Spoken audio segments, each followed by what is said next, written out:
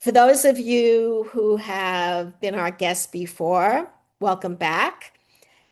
It is new information. For those of you who are first timers, welcome, welcome, welcome.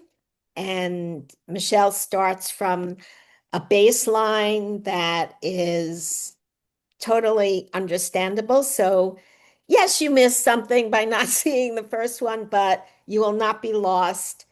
Everybody starts out at the same place here. So, Michelle, I am just delighted and I'd love to turn it over to you. Take it away, Michelle. Thank you so much, Terry.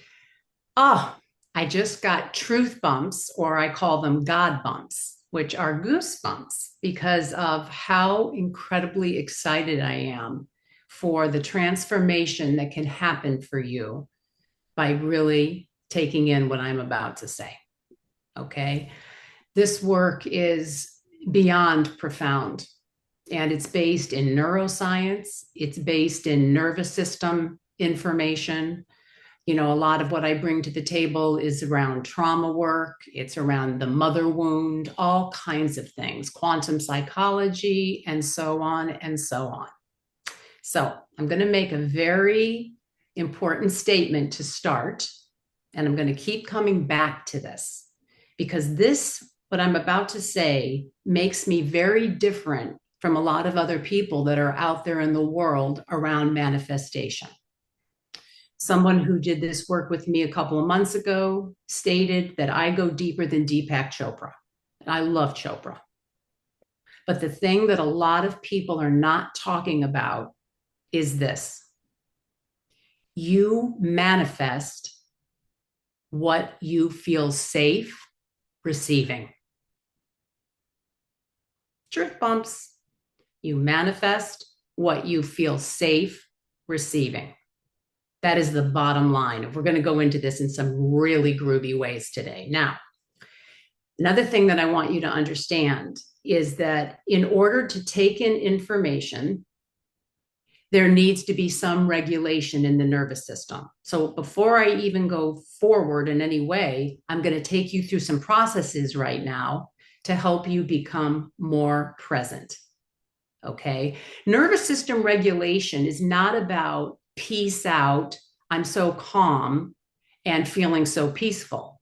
That's not what it is. What it is wonderful techniques that you resonate with that help you to be present. And when you're more present, we're not looking for perfection here. What happens is you actually begin to tap into the most alive part of you, which is not all peace and calm. It's alive and it's present. So I will invite you to close your eyes if that's comfortable for you, because closing your eyes helps you go from a beta brainwave pattern into alpha. And automatically, there is a more grounded sense. So closing your eyes. I'm going to invite you to notice what you're sitting on right now. A good way to do that is to notice the parts of your body that have contact with what you're sitting on. And notice the stability of what you're sitting on as you also notice gravity, whatever those words mean to you right now. As best you can, letting your bellies relax, letting your jaws relax, and just let your tongue widen behind your lower teeth. It's also quite beautiful to let the area behind your eyes soften. Again, whatever those words mean to you right now. And as best you can, notice that you're safe. Now, the mind can be a real humdinger and a ding dong, and it might be coming up with reasons why you're not safe. Those are just old beliefs and stories. When you really notice the stability of what you're sitting on and you notice gravity, you will begin to notice that you are feeling at least somewhat more safe.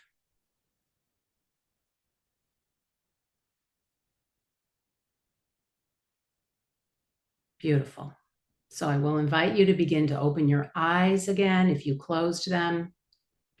And just take a moment to look around wherever you are. And as you notice the stability of what you're sitting on, just notice that you're safe. So I'm going to go back to that statement again. We manifest what we feel safe receiving. I've been thinking about this interview for the last week or so, and I thought, oh my goodness gracious, I have to share a very crazy, profound experience I had when I was about 38. I'm 60 now. So when I was 38, I was an actress in New York. Did quite a bit of commercial work there. I did a little bit of off Broadway, maybe 8 to 10 independent films, and I was a successful print model at that time. Okay. And the bullshit excuse that I would give myself about moving into more higher profile acting jobs was I didn't have an impressive resume at 38. I had some credits, they were okay, but I couldn't compete with the people who had been booking a lot since they were 20 or whatever it is. I've always been very grateful that I have never doubted my talent for lots of different reasons. I think going to a special program at Yale that was very hard to get into and having Meryl Streep's acting teacher as my acting teacher telling me that I could have a successful career helped. I always felt confident about my ability to act. My issue was not that. So check this out. I went to a workshop in the San Diego area when I was about 38. And I'm there with these other people, and it's Sunday of the workshop, and we're talking about beliefs.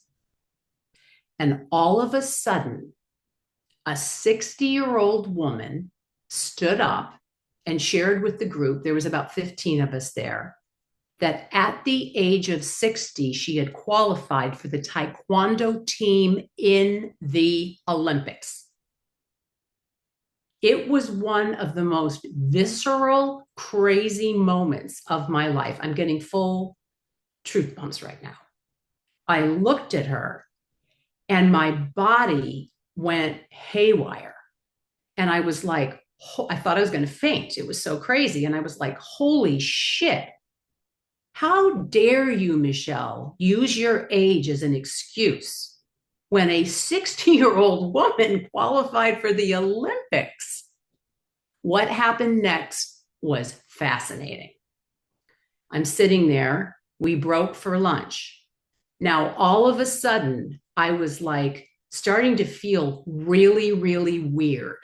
Okay. Within 1 hour, my physical body temperature went up to 103 degrees. And I even started like hallucinating a little bit. The man who was running the workshop was doing it in his home. So he took me upstairs to one of the bedrooms upstairs to lay down.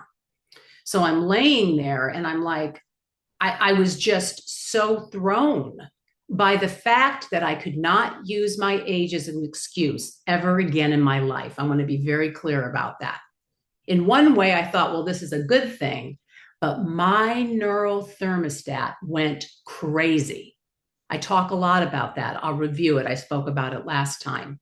We all have comfort zone limits. My husband, Robert, and I have been calling that your neural thermostat since we started teaching 20 years ago. My neural thermostat went wonky and my literal physical body temperature went crazy. So I laid up there for a couple of hours. At one point, I'm not kidding, it's a little dramatic. I got out of the bed and I crawled over to the staircase and somehow got downstairs. And it took a good 12 hours for my body temperature to be normal again. I wasn't sick. I was dealing with a deep rewiring in my neural pathways. Now, check this out. My husband and I leave where we were at the workshop and we go to Los Angeles. My first time ever being in California, my first time ever being in Los Angeles. I had a contact, one of my agents in New York City has a son who's a very successful manager, and she brokered a meeting. She had it so this man met me. I walk into his office 2 weeks after I've had the experience in the San Diego area. And I mean, this is a substantial manager, and he loved me. He just loved me. He said, "You are the perfect age for Hollywood," because Desperate Housewives had just started. Hello? He confirmed that my belief was bullshit, that I was a fine age. Age and getting caught up in how old you are is just a bunch of hooey that's coming from a nervous system that doesn't feel safe, basically, is what it comes down to. So he basically said, he did say, "I would need to send you out a little bit here." Okay. Now, at this point, my daughter had just graduated from high school. So I totally could have come out to LA, gone out to LA for a couple of months to just test the waters out there. Did I? No, because this was before I was teaching the work that I now teach. That was an incredible opportunity, which I didn't feel safe receiving. Okay. So this is what it is. When you move out of your comfort zone and you want to manifest something that you haven't ever manifested before or had in your life before, your beautiful nervous systems are not going to see that as a positive thing because you are moving into the unfamiliar, the unknown. And it is so incredibly natural to feel fear when you're going to be trying something new or you want something new in your life. The place where this gets wonky is that for many of us, it's not just fear, which is false evidence appearing real. I'm sure many of you have heard that. Fear, false evidence appearing real. It's not just that. It's actually translated as it's dangerous, that it is a dangerous thing. So, another really important thing I wanted to mention today is that your nervous systems have really strong imprints from your childhoods. So much of what you dealt with as a child, sometimes it's super obvious dysfunction, and sometimes it's very, very subtle dysfunction. I want to be very, very clear about that. And the nervous system, in a very fascinating way, is made up of your body and your mind. So wherever your nervous system is, determines what your thoughts are going to be, and then also what your emotions are going to be. Emotions always happen before thoughts.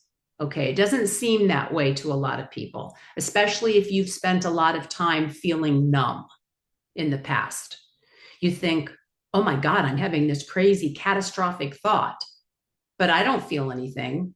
It's not that you don't feel anything. It's that you were given messages when you were growing up in your family that you couldn't show certain emotions. In some families, it's you can't show any emotions.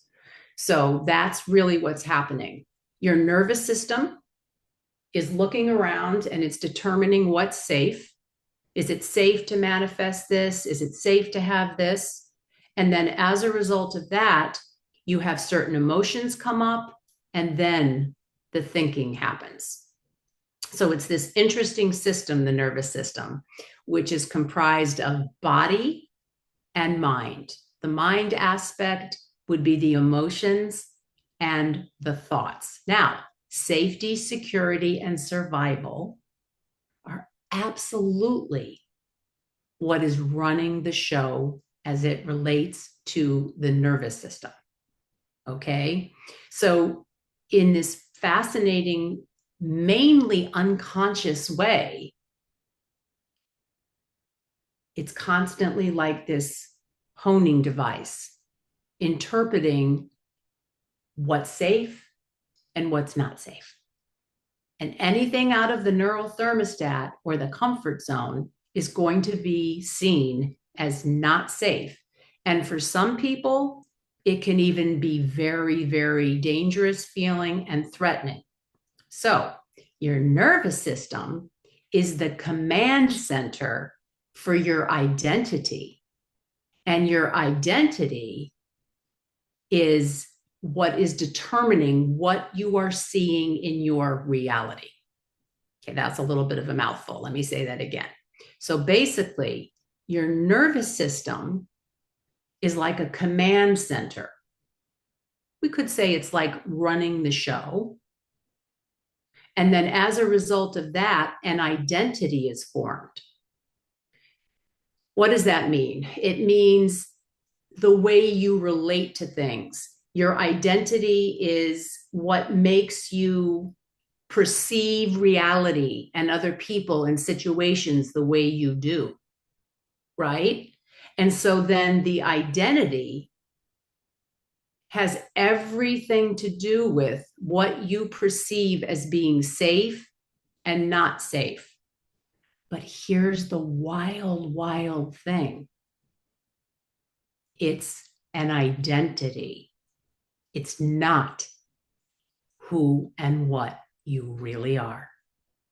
Because God bumps again, truth bumps, who and what you really are is so extraordinary, is so freedom filled, is so expansive. It just makes me emotional. It's joy. Who and what you really are is expansion, is joy. And your desires, my beautiful, beautiful friends, are actual blessings for you and for the world. How gorgeous is that? The tricky dicky thing is that the conditioning, I look at the word conditioning as conditioning of culture, and I look at the word culture as culture, has made you believe that your biggest desires, the biggest things you want to manifest, aren't worth it, aren't valuable, all kinds of hooey shenanigans. And having the ability to be more present, to be in a more regulated place in your nervous systems is the name of the game. Now, I talked a lot of last time about the importance of feeling safe. It is fundamentally so incredibly important. But I've been seeing in a deeper way since the last time I was interviewed by Terry that stability is very important as well. So having a way to feel stable is, of course, going to begin to help you feel more safe. Yes. Now, I'm going to move into something else, Terry. Is there anything you want to ask me or? Yes. Great. Just funny. Just as you said that, I moved myself in because I was waiting for the right time. So would you say that everyone here, and I know they don't have a lot of time to think about this, would you think it's a good idea that they write down a thing or two of Yes. what they want and they're not getting? And then maybe, because I was thinking, oh, I should write something down and maybe I'll hear you in a different way, more specifically. All right. Let me think about this for a second. It's a great suggestion because I am about to do a writing down exercise. Oh, okay. Let's have me do this exercise. And then I'm going to play with what you just suggested in terms of a desire or something that somebody wants to manifest. How does that sound? Good. Okay, fantastic. I'm gonna jump So, off. what's that? I'm just jumping to Oh, the okay. side. Yes, yes. All Very right. So, Another thing that I want to talk about right now that I was so excited to bring into this interview today is this fascinating thing I've been seeing in the world in general, my clients, myself, around, I mean, especially with everything that's going on in the world right now. Okay. There can be this sense of emergency or in an emergency or urgency, right? It's like, this is urgent. This is an emergency. And a lot of times when people are moving out of their comfort zones and their neural thermostats and really wanting to manifest something, catastrophic thinking comes up. Now, what's really fascinating is if you look at the word emergency, the beginning of the word is gorge, emerge.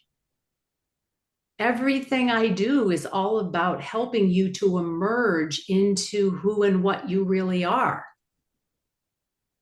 Your higher self, the best possible, human you can be, whatever you want to call it. And then there's the gency, emergency, urgency. And what it is the gency is doom, usually. Doom, dire, all of this kind of thing. And this kind of thing really comes out because of our childhoods. And again, the way we were conditioned by well-meaning people, mom and dad and grandma and grandpa and all of those people that you spent a lot of time with, they were doing the best they could with the resources they had available. In no way is this a criticism of them, that we might be the way we are now. Okay. So I want to invite you, however you can write this down right now, pen and paper, if you're going to type it in, whatever it is, because I'm going to ask you to contemplate something that really could be an absolute game changer for you. So I want you to think about right now times, maybe it's happened recently, where the mind goes into that dire doom, emergency place of, oh my God, something terrible is going to happen, all of that. So just think about that. Now, what's going to happen for some of you is the unconscious mind, ego, or as I call it, adaptive part is going to have full on amnesia. What is she talking about? I can't think of anything. I know I do get that way sometimes, that's okay. Because as I talked a lot about in the first interview, when we're moving out of our comfort zone or the neural thermostat, some interesting states come up. Some people get so tired, they feel like they're going to fall asleep. Some other people get mad. Some other people get anxious. And amnesia is one of the trance states that the unconscious aspect of us can produce. So this is recorded. You can come back to this 3 or 4 hours or a day later, like tomorrow. All of a sudden, it's all going to click. So just be very gentle with yourselves right now. As best you can, you're thinking about situations where the urgency comes up for you, emergency, catastrophic thinking, doom, whatever it is.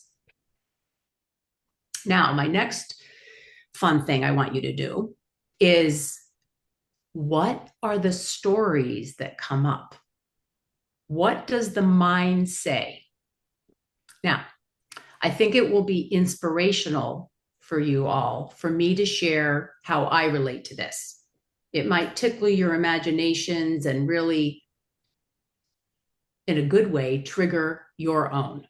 Okay, so I'm going to explain to you how this has played out for me in the past. It doesn't come up very much anymore, but every once in a while it does. So here's how my urgency comes up. Oh my goodness gracious. If I don't fix this, if I don't take care of this, something horrible is going to happen. And within the configuration that happens for me, it's like the worst thing in the world if I ask for help. And I'll get into this, like, like catastrophic thinking on steroids about what could happen, right? And I'm going to be very honest and direct to say that the reason why this happens is when I was growing up in my family, had my mom, my dad, my younger brother, and my younger sister, I truly felt like I had to take care of my mom and my brother and my sister. Like it was all on me. Okay, now another thing, I was talking about this in a workshop that I taught yesterday. What's interesting is that if you were somebody who had to be, or you felt you had to be overly responsible as a child, it usually shows up when we're adults as being very controlling. Okay. And it goes back to everything I'm saying right now. So, again, you're looking at yourself and you're asking yourself, where does this urgency, emergency thing come up? And having the ability to identify what the stories are that are attached to that is such a gorgeous way to become more aware. Because as I'm always saying, awareness is the first step out of any kind of sabotage, or as my sweet husband likes to call it, self preservation. Self sabotage. I mean, it does. It sounds so heavy. You know, immediately you think, oh my God, I'm sabotaging myself again. You know, it makes you feel bad about yourself. And what this exercise that I'm throwing out there today also does, which is so important, is it begins to help you to be curious about why that happens, the urgency, emergency. Because you can't, I talked about this last time too, you can't be in a place of anxiousness, anger, even chaos or overwhelm when you bring curiosity in. Curiosity helps you to begin to move out of the chaos. Or, as I like to say, it helps you move off the front line. And again, to review from last time, the front line is your thoughts, memories, emotions, associations, perceptions, and body sensations. Okay.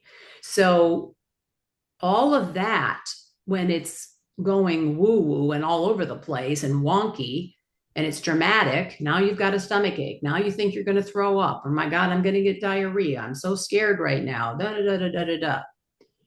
Being on the front line sucks, right?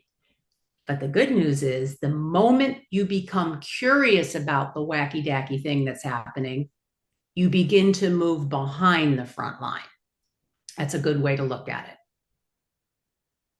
So, curiosity, hello, your best friend. Your best friend.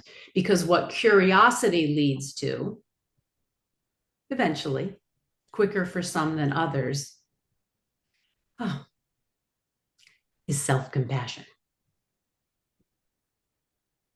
And that can then lead to self love at some point. About a year and a half ago, 2 years ago now, a survey was done. It included talking to psychiatrists, psychologists, therapists, and they were asked, how many of your patients get better or your clients get better? And they were really honest. And they said 10%. And the people doing this, report were a little flabbergasted when they heard that. And then, of course, the next question was, what's the common denominator in the people who get better? Across the board, the people who had the ability to love themselves. I have a question, Michelle. Sure. The front line. My interpretation of being on the front line is that that's a good thing. I think I just heard you say to move back from the front line. Like in my life, if I'm really in action when I'm on the front line, and when I move back, um, I'm one step too far away. So did I hear you Mm. right that I love that you're bringing this up, Terry. And what's really interesting is Terry the took our actors, workshops yeah, many years but it ago in was really LA. based on quantum physics because I love, Yes, they are very based. All this information is very much based on quantum physics, because actually. when you said front line, I'm thinking there's not only actors here today, Yeah. many, many actors. And I think they have to, in my interpretation of what the front Mhm. line is, they would have to be on the front line. Anyway, Okay. I'm a little confused of Yeah, this is what I'm I think so happy. I Yeah, but what's fascinating to me, well, there's a lot of fascinating things about your question, is that you took the workshop a couple times. And what I'm talking about when I talk about the front line, it's like really one of the I can't even speak, the fundamental things that Robert and I talk about. And what Terry's bringing up right now around the fact that an actor is on the front line, you're going to love this, Terry. The character is on the front line because when the character's on the front line, it makes for great comedy. It makes for great drama because the character, so to speak, wants to believe everything that's in the text, so to speak. Okay. But here's the thing, it is possible, and I know you all have had moments of this, to be on the front line and behind it at the same time. I don't want anyone consistently on the front line because if you're going to be consistently on the front line, you're going to be thrown all over the place by a thought that leads to an emotion that leads to a body sensation. Okay. Now, another thing that gets talked a lot about out in the world of personal development is mindfulness. I'm going to tell you what real mindfulness is right now. You guys are going to love this. Mindfulness is being in the observer or the witness or being the awareness without judgment.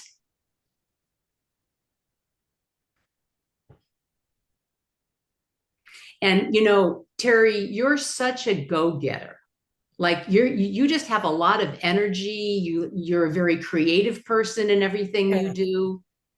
So you can be on the front line, so to speak, but not being swallowed up by the front line. It really goes back to what I talked about in the very beginning, that being in a place of nervous system regulation doesn't mean let's peace out, calm, and that and all peaceful or whatever it is. It means being present. And there are people that can be on the front line and be present. And I have a feeling that's been more of your experience. Well, for instance, I think the actors here just say they want to move to getting parts theatrically. Yes, So um, to me, the front line is for them, they would have to um, do research, find out the right information, who's casting that, what kind of resume would attract that. When they find the right kind of resume, then they would have to go towards filling that in. And if they're not actors, the same kind of process.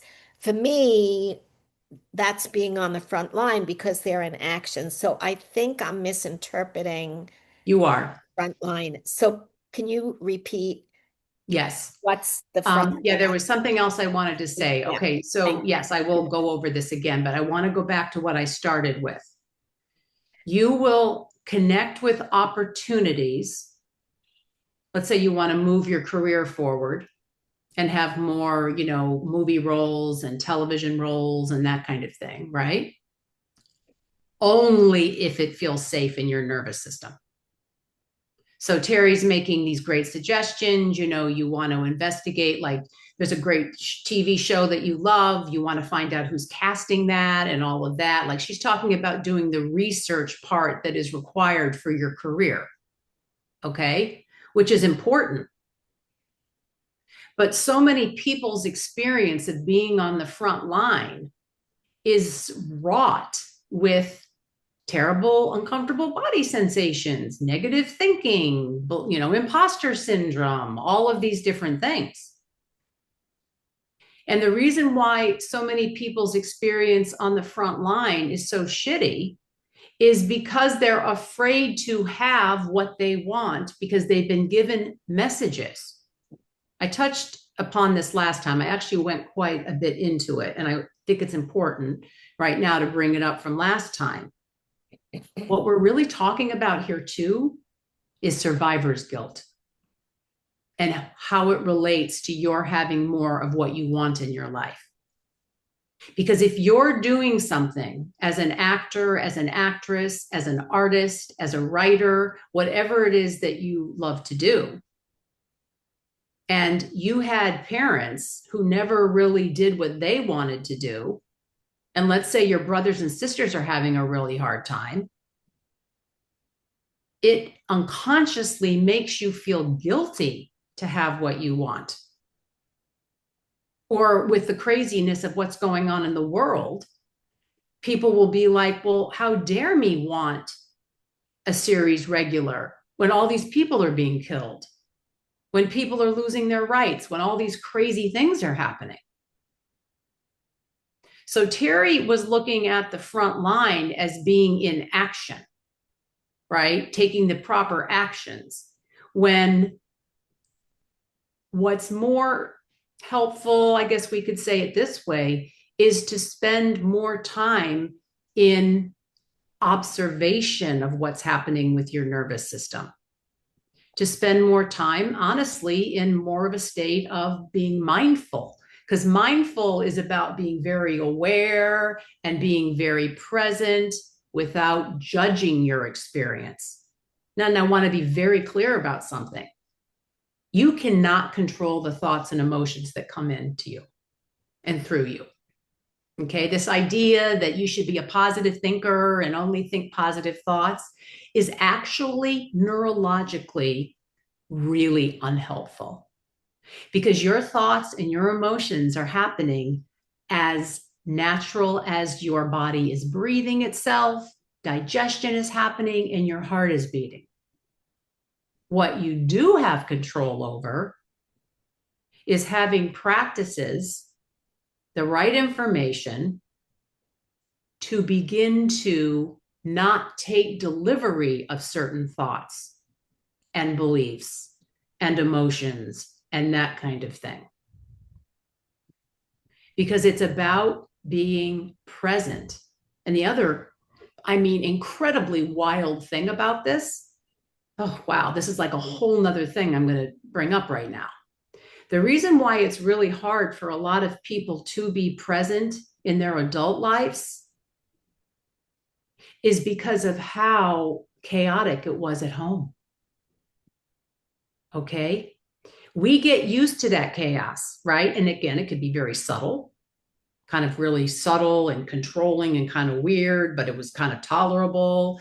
That's just one example. Or it could have been really chaotic. People screaming at people, having financial difficulties and addiction and all of that.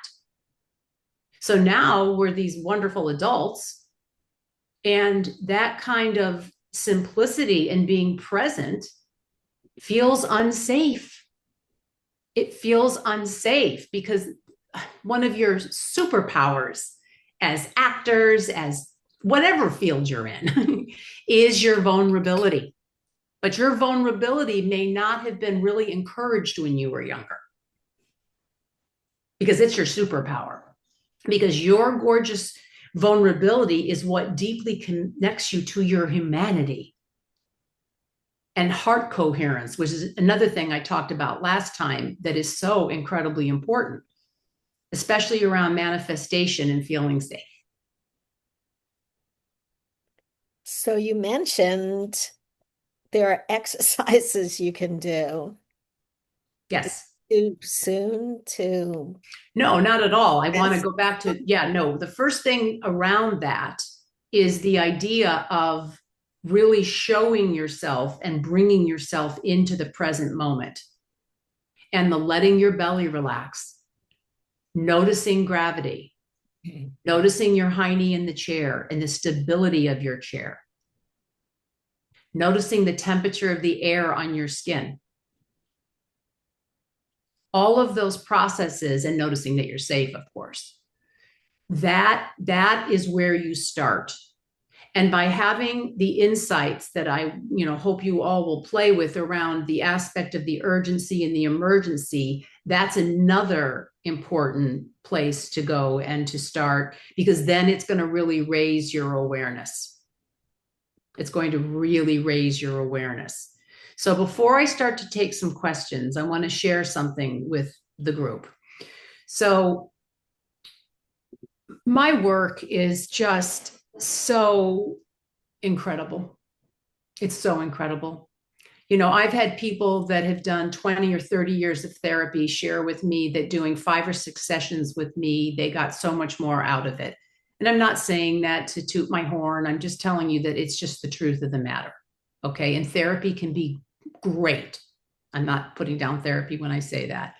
And I know that there will be people that will be here with us live today or watching the replay that can't afford to work with me privately.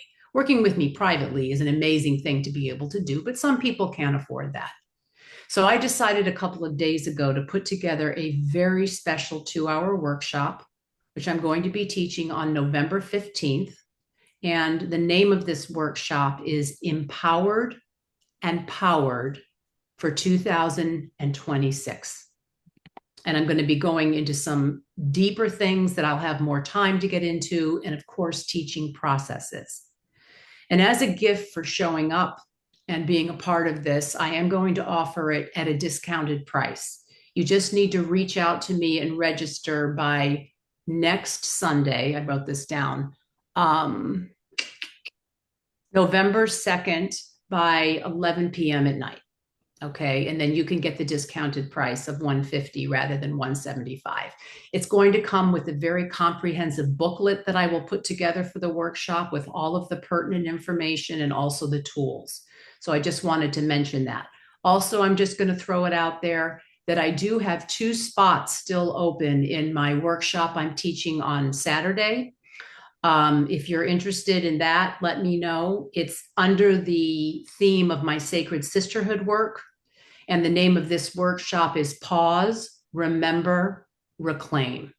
It's amazing. So if any of the women listening to this are interested in that, just reach out to me at michelle@michellecolt.com. So I would now love to open the floor up to questions. It's really great to ask questions because depending on what you ask, you might get a little coaching from me. Yes. And then we'll get a feel of who's here and, you know, how to lean this for the rest of the time. Yes. Amy, do you want to Absolutely. try So for to raise your hand electronically? yeah, Jamie, be able to exactly. see you. Yeah, for anybody who has any questions, just do like the raise hand. And Caitlin. Okay, Caitlin, I see you first. I'll go ahead and bring you up, my dear. I'm going to take myself out. Hi, Caitlin. I was just wondering if there is any advice that you would give to somebody that's dealing with chronic illness, but also trying to not be afraid and keep the nervous system calm. I'm so sorry. I'm assuming you're speaking about yourself. I'm really sorry to hear that. It's such a tricky thing in terms of what happens with the nervous system and the mind when we're dealing with something like that. I've had, clients that have dealt with that, and I have a family member that deals with that. So I'm so sorry that you're having to juggle that. Just wanted to mention that. The first thing I would say about that, sweetheart, is that it's so tricky because when we're not feeling well and when we're dealing with, let's say, financial difficulties or whatever it is, it's really hard on the nervous system. because the nervous system is now in a very vulnerable place and not feeling safe and not feeling stable. So what comes through as a download for you about that is I would really focus on the nervous system type practices that you play with and use that are very gentle. And I would also recommend that you really play in that world of curiosity around it. You know, obviously, there's a lot of information out there linking, especially thyroid issues, Hashimoto's, and all those types of conditions that women tend to deal with a lot more. And it's very, very connected to the mother wound and inherited trauma. And so it's very important to know that there's a tendency in us human beings to really repeat what we resist. Okay. And so being very gentle with yourself, very kind to yourself is going to go a long way in your being able to help repair the nervous system, so to speak. Let me see if anything else comes through regarding that. Yeah, I'm getting this download that it could be really interesting for you to really take in that piece that I shared today around the urgency and the emergency aspect, and that there's going to be some real gold there for you, that you're going to be able to make a connection with that that will really be soothing for your nervous system and helpful even in the healing. Awesome. Does that make sense? Yeah. Thank you so much. Oh, you're so welcome. Thank you, Caitlin. Awesome. Thanks, Caitlin. Nicola, I see you have a question, so I'll bring you up. Oh, you're muted, sweetheart. Nicola, we can't hear you, honey. We'll have to bring some. There we go. There she is. Sorry about that. Okay, I'm here. I'm present now. Hi. Hello, Michelle. Hello, Terry. So I think you touched upon this, but I do affirmations and meditations and all of that all the time, and it's been amazing and really helpful.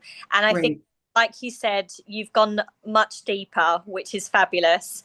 So my question is, so as an actor, obviously, I don't want to limit myself ever. I don't want to put myself in a box. You know, I want to do voiceover, act, everything. So is there kind of like a mantra that you would say that's quite great to kind of not limit myself if I wanted to say like an affirmation of any kind? Mm-hmm.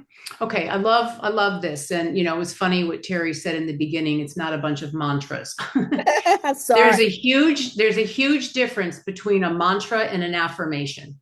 Okay. And Terry, you're going to love this. What Terry was really referring to was affirmations. Okay. She didn't realize it, but that's really what she was referring to. Right. I did not realize it. Thank you. Yeah, you're welcome. So affirmations, they're groovy. Okay. And every person is different, right? My stories are always so dramatic, but they make great points. So when I tried to do affirmations about 20 years ago, I would almost pass out. I would get so faint, I would have to sit down and like lay down. And the reason why that was because it did not feel safe for me. Okay. So what I'm always recommending, and I do come up with great mantras for my clients. So what I suggest you play with, or some version of this, because the wording has to really, you know, speak to you in your heart. Yeah. You have to believe it, so to speak, is it is safe to easily and effortlessly explore all of my creative gifts. Something like that. The safety part is monumentally important. Now, it may not feel safe at first for different reasons, but that's when you do some of the nervous system regulation type practices and processes so that it begins to feel safe. You know, some people that work with me, it's like pretty quickly they can start doing the, not affirmations, mantras and that kind of thing. And honestly, it takes other people much longer. It all depends on the trauma and the mother wound aspect that the client is dealing with. So I would play with something like that. That's amazing. Could you repeat it if that's okay? Sure. Yeah. It is safe to easily and effortlessly explore and thrive in all of my creative gifts. I just added thrive. That's fabulous. Thank you very much. This is You're welcome, hon. I love your accent. Thank you very much. Thank you. More voiceovers, please. Thank you. Thank you, Michelle. You're very welcome. So I have a question. Yes. What is the difference between an affirmation and a mantra? Good question, Terry. A mantra is something where we're really dealing with a very deep vibration and frequency. Okay. We're dealing with, it's the best way I could say it. It reminds me of, like, you know, the sound Yes. It's almost like an affirmation is a high-pitched note, whereas a mantra is something that you are stating over and over again that deeply resonates with something profound inside of you.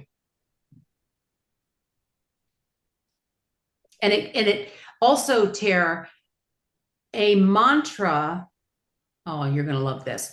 A mantra is much more connected to your being rather than just doing. Wow. And Lao Tzu said the way to do is to be. And he's right. It's all about the being and the becoming who and what you really are. But you have to feel safe. I do love that. Thank you. You're welcome.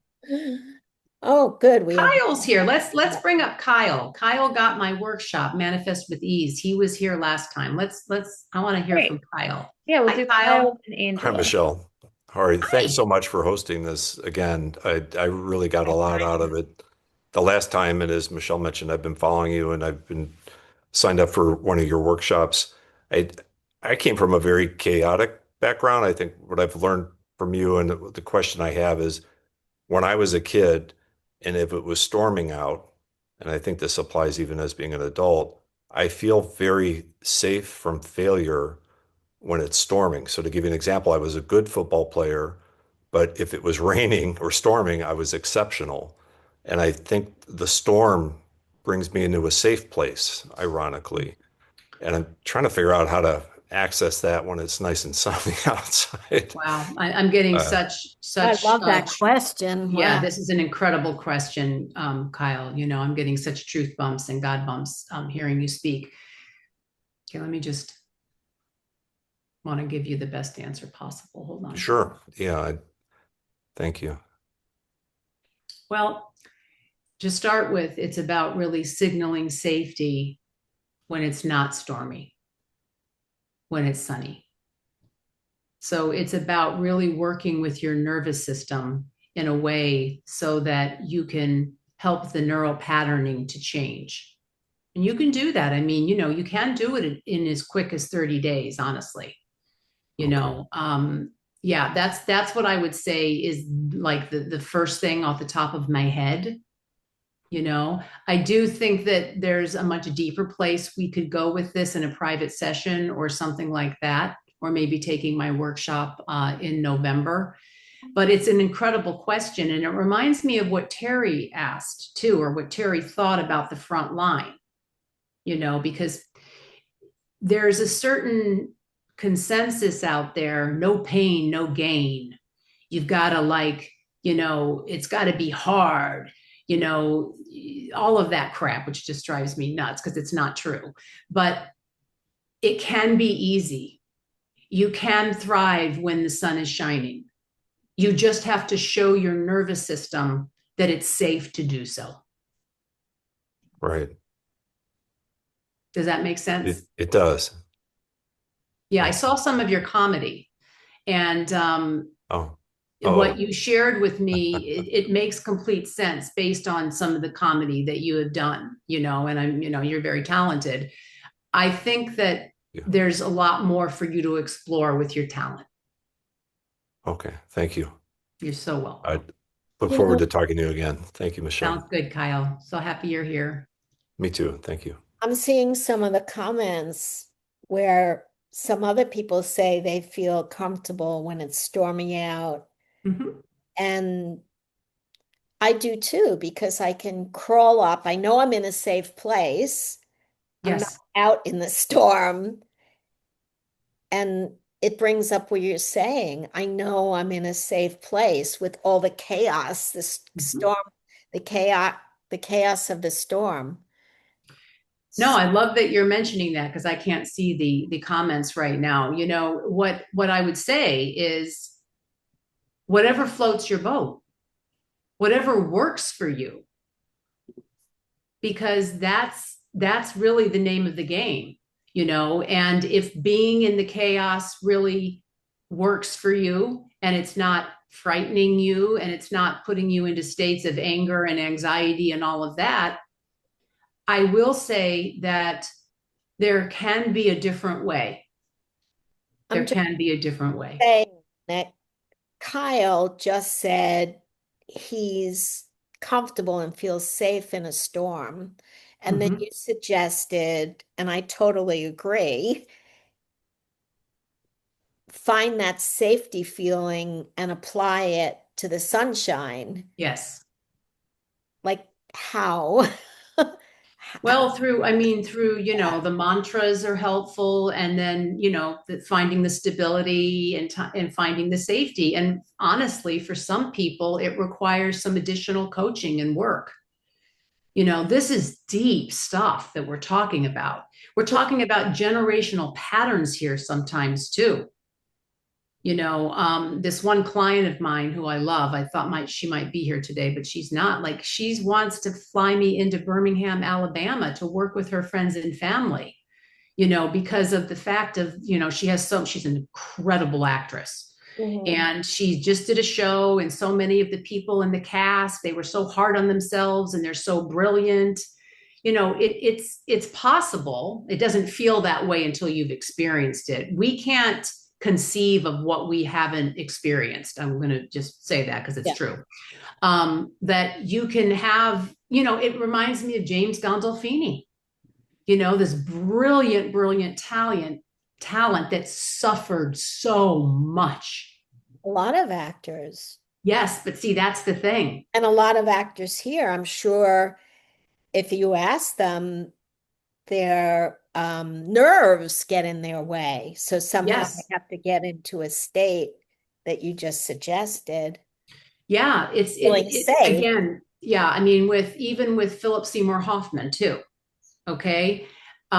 He and James were just tortured mentally because all the stories came out, especially about James after he passed. He wouldn't show up on set sometimes. He was so nervous. And do you know why he was so nervous, everyone? Because James Gandolfini never imagined he would have that kind of success. He was comfortable just being the character actor. Right. I'm getting Imposter, God I guess bumps. that goes into imposter, feeling like an It imposter. goes into imposter syndrome. It goes into survivor's guilt. It goes into all kinds of things. And my whole thing is I want people, and it doesn't have to be in the acting business. I have a lot of clients who aren't in the acting business. I want you to thrive and enjoy it. Because you hear all of these different people who have so much success. You know, I've worked with people that are incredibly wealthy and they have no sense of worth.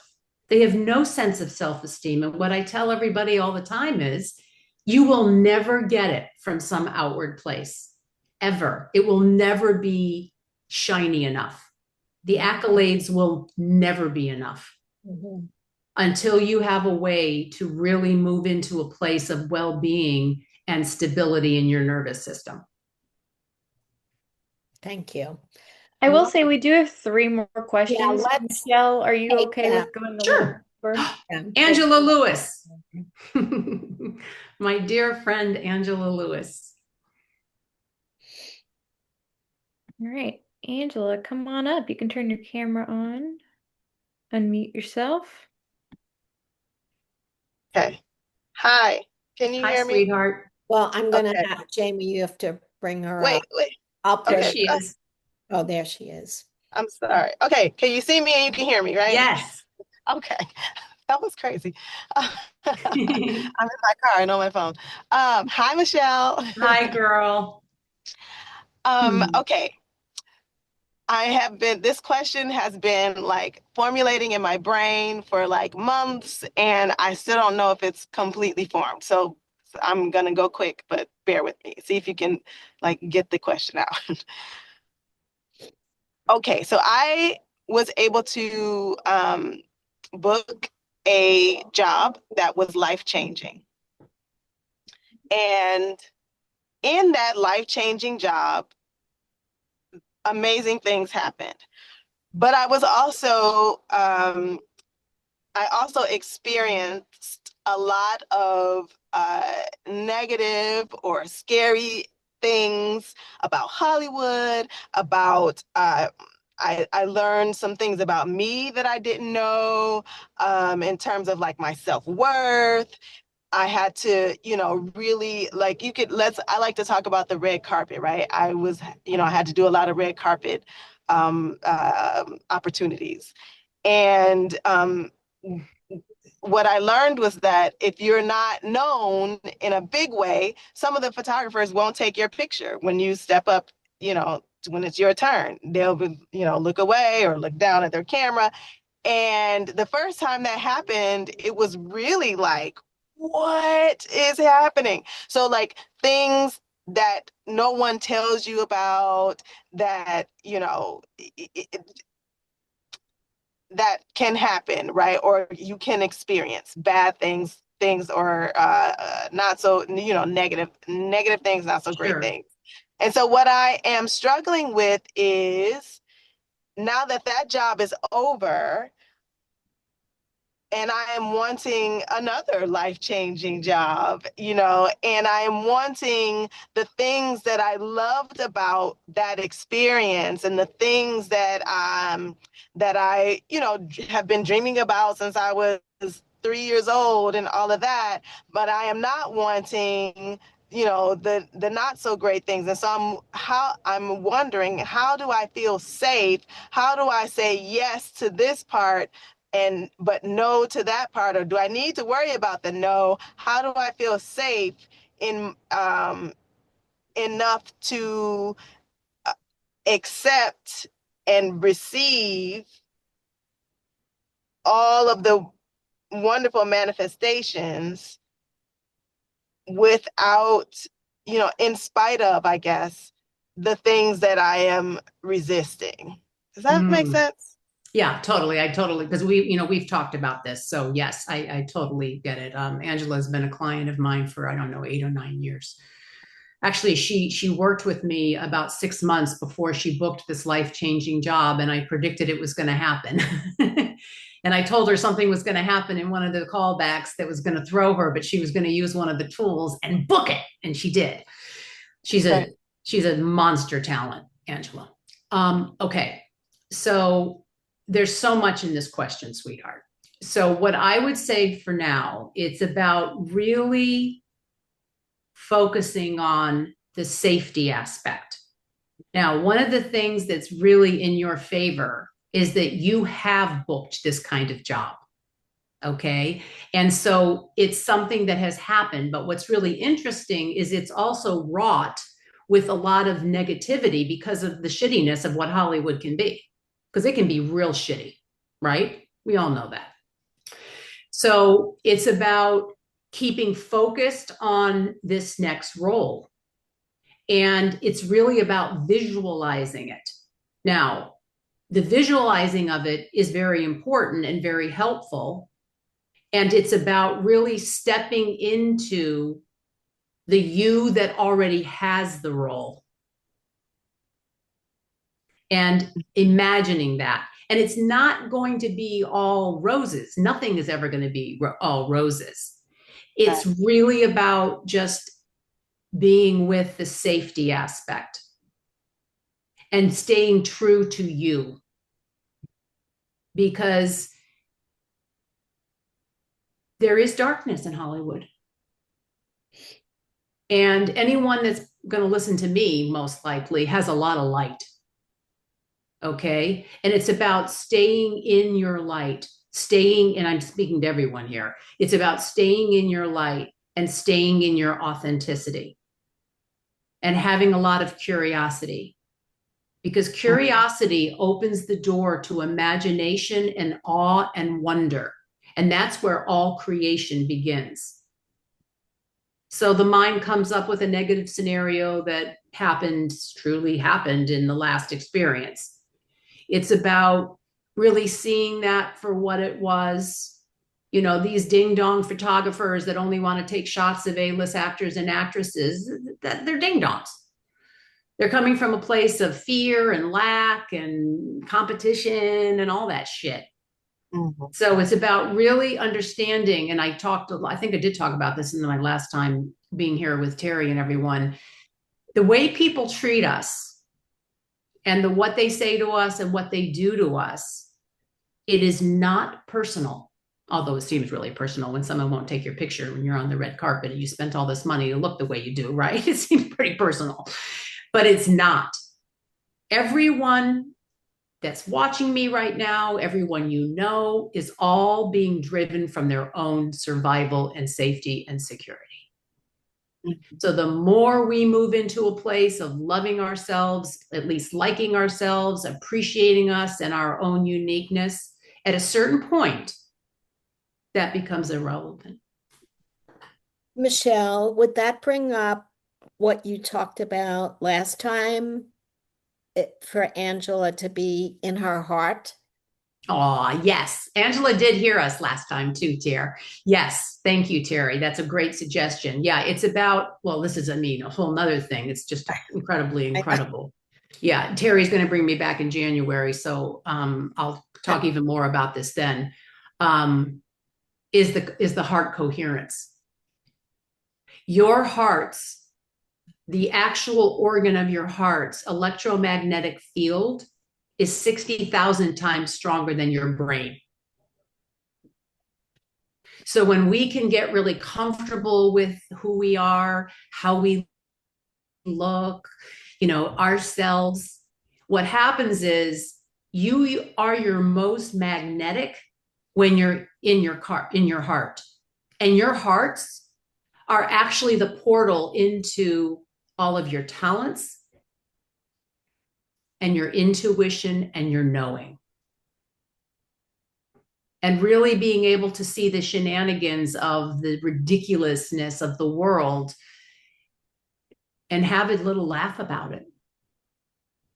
And go back into connecting with your hearts. It's gold. And then obviously the safety piece too. Makes sense, love? Yes, thank you. So good to see you. Good to see you. All right, Victoria Nelson. Hi, Michelle and Terry. Thank you so much for doing this.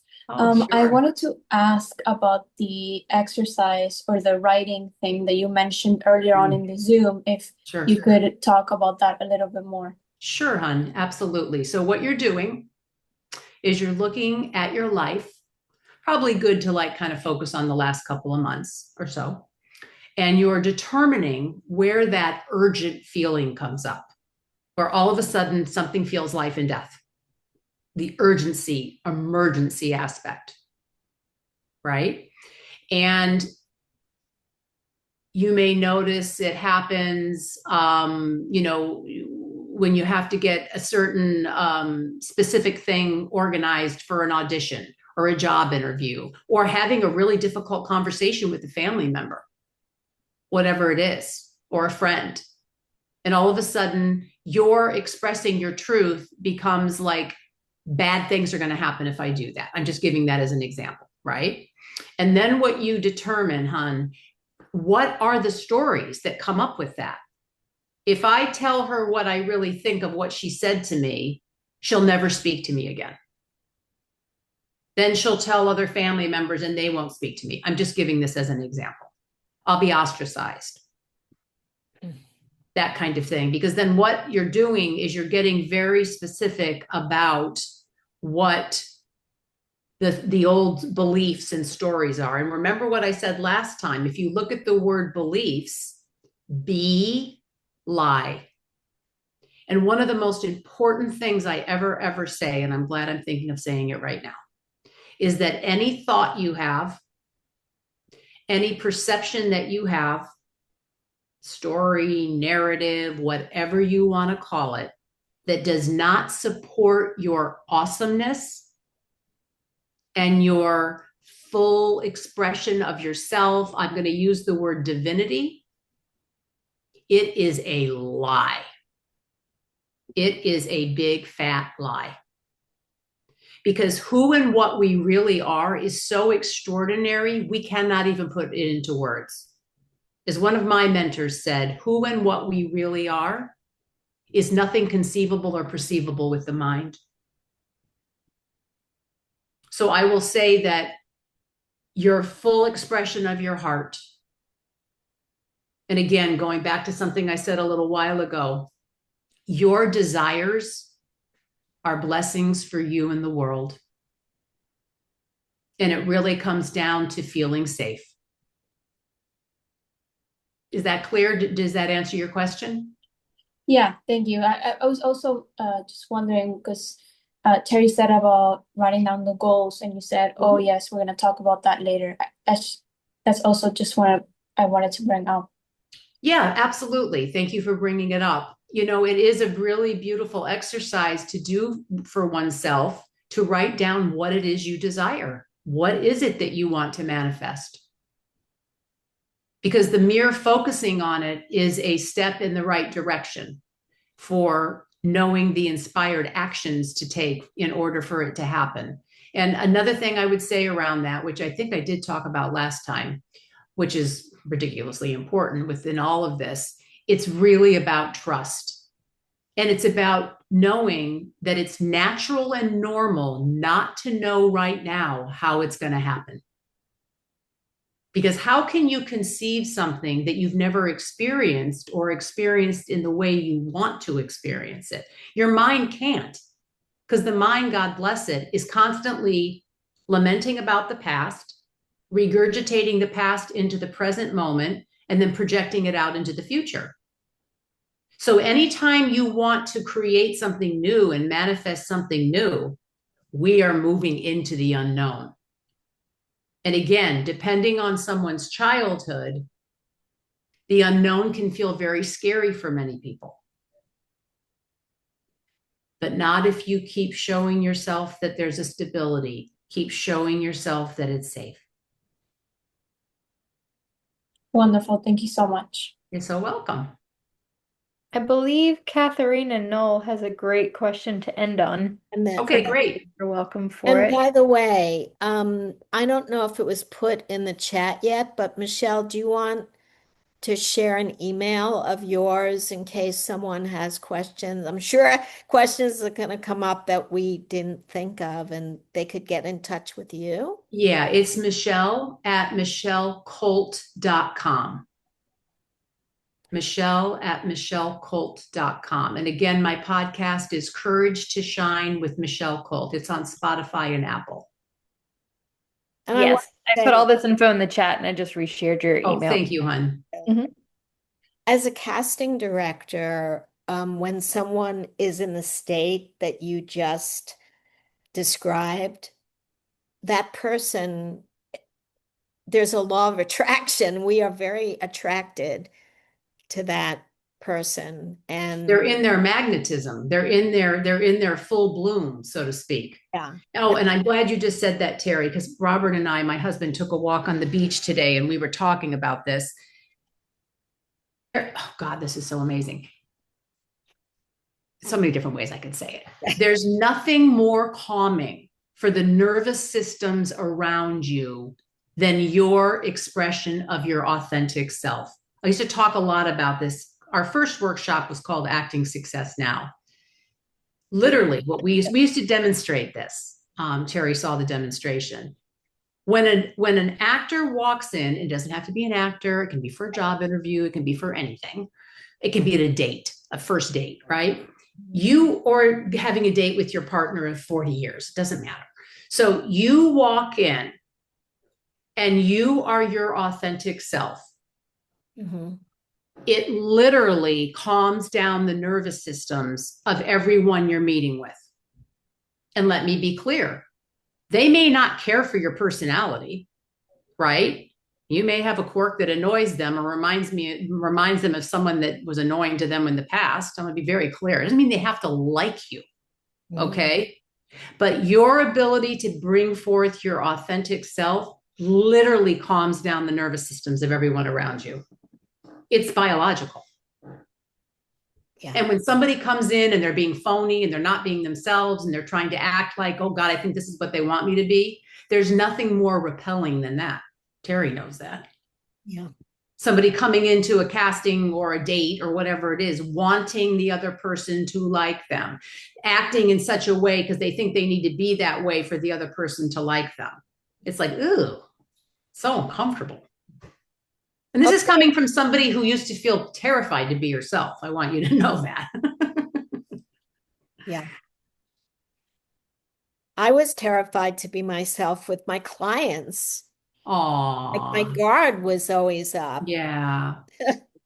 Well, I love what Terry's saying, because for some people, when they get that way, they're so freaking defensive. You know, other people kind of get very insecure and can't look you in the eye, whereas other people just, they're like kind of acting like an asshole and very defended. Right. It's all coming from fear. All right, let's take the last question. Hi. Hello. Hi. So I was a little nervous to ask, so I was like, let me just drop it in the chat. Don't be nervous. Well, it got attention from Jamie.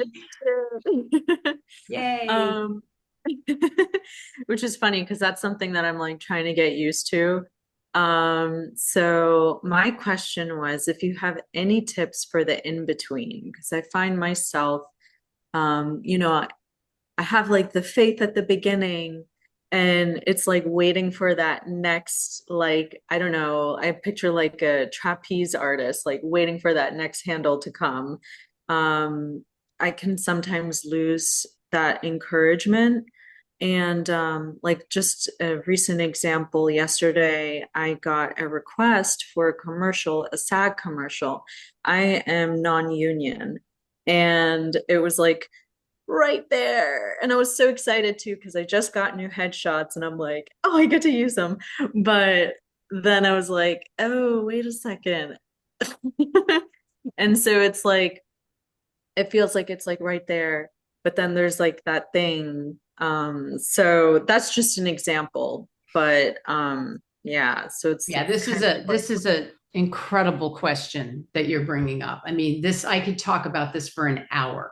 Okay. But I don't have an hour, so I'm going to make it much shorter. Oh, there's so much to be said about this. The in-between time, right? Waiting to hear, waiting to get an audition. This is good. This is going to be a deep answer, but I have to be straightforward. The reason why it's difficult is it really goes back to the good old mother wound. And what the mother wound is not feeling seen, heard, understood, and therefore feeling loved by our mom. It can be true with the dad too, okay? And many people actually have the mother wound or father wound, however you want to say it, and don't even realize it. So that's one aspect of what's going on, right? And you know, one of the best definitions of the word visibility that I've ever heard is visibility is having a spotlight on your truth. Okay. Which is another incredible pointer there. But a lot of people don't realize that they don't feel safe really being successful, seen, heard, understood, and therefore loved. They don't feel it. It's so wrapped up in this, sweetheart. So another thing that you're bringing up by saying this is it's almost like you're looking at, and maybe you didn't realize this until I say it right now, it's about really becoming comfortable in your being alone in downtime, you know, doing things you really enjoy, you know, whatever that may be, things that you find fun. Fun is fabulous in every way, shape, or form. When someone's able to be, you know, themselves in their lives, let's say, one of the main things that's really important that I did speak about last time we did this is the importance of fun. But when there's trauma, big T traumas or little t traumas, the fun goes right out the window and things become urgent, emergency, and all of that. So I would, again, go back to what I said several times. It's about really signaling safety into the nervous system. It's about having that sense of being able to have a way that, you feel stable. I will be getting into this in some very interesting ways in the workshop I'm going to be doing in November. Actually, some new things that I've never talked about in a workshop before that would be super duper useful around this. And again, as I started off the workshop with, it always comes down to safety. It always comes down to safety and being comfortable and trusting the unknown. And really knowing, and I'm not just saying this to sound like a nice lady or whatever, the way things are unfolding for you, not against you. And the last thing I'll say is that we go through hard times, all of us. My God, my husband and I experienced something a couple of years ago that I wouldn't wish on the worst person in the world, how traumatic it was and upsetting. But there were so many seeds of benefit that came out of that situation. Can I ask you something, Katerina? Yes. Oh, it's not me, Katerina. You said it's a SAG commercial and you're not SAG. What do you mean? That you couldn't go up for it? Well, I submitted anyway, but from what I understand, I'm not sure. I thought that if you're not SAG, then you can't be hired. Oh, that's not true. That's not true. You could write a note and say, I'm not SAG, but if you're willing to Taft-Hartley me, I'm interested. What was the term? You can email me, Taft-Hartley. Okay. I might email you because email me. Okay. Yeah, email her. Okay. Thank you. Thank you so much also, Michelle. A lot of things you said, I'm like not crying, but crying on the inside. Aw, crying is wonderful. Crying is releasing energy. Aw. It is. Thank you. It's interesting that you're saying that. A beautiful woman, who I don't know if she's still here or not, the one that she actually comes from Tampa to see me once a week in Sarasota, pretty much when she can get here, said that when she heard my first interview, she cried during the whole entire thing. And crying like that is such a beautiful thing because what's happening is it's a deep connection. You're just deeply resonating, and it's when we hold back our emotions and all of that, it gets bottled up, and then when we hear someone, see someone, have an opportunity that we really resonate with, it's very natural that there's a beautiful let go. Thank you. Michelle, thank you for extending your time a half hour. Everyone. My pleasure, Terry. I love doing this. Sure, I do. Everyone, as Jamie said, this is recorded. We will send a link to everyone who registered, and we'll also be putting it up on social media. And thank you. We really appreciate you. If you have any closing remarks. Oh, goodness gracious. I will say that if somebody who has dealt with the levels of big T traumas that I did can thrive and just love her life the way I do, it's possible for anyone. And I truly know, going back to what I just said a couple of minutes ago, that the craziness that I would call my life when I was younger, one of the huge blessings is being able to help others to have more of a sense of well-being and to be able to enjoy your thriving. So I just so appreciate everyone who is here. I appreciate Terry, of course, for having me back. And you guys are awesome. Yeah. Guys, you can email us at info@berlandcasting if you have any remarks about this. We would love to hear from you. Any feedback? Yeah, and if you guys liked this, stay tuned for January when we bring Michelle back so we can discuss more, because obviously there's so many more parts and facets of these topics that we can delve into. So thank everybody for tuning in. Thank you. Thanks, everyone. Bye Bye. for now.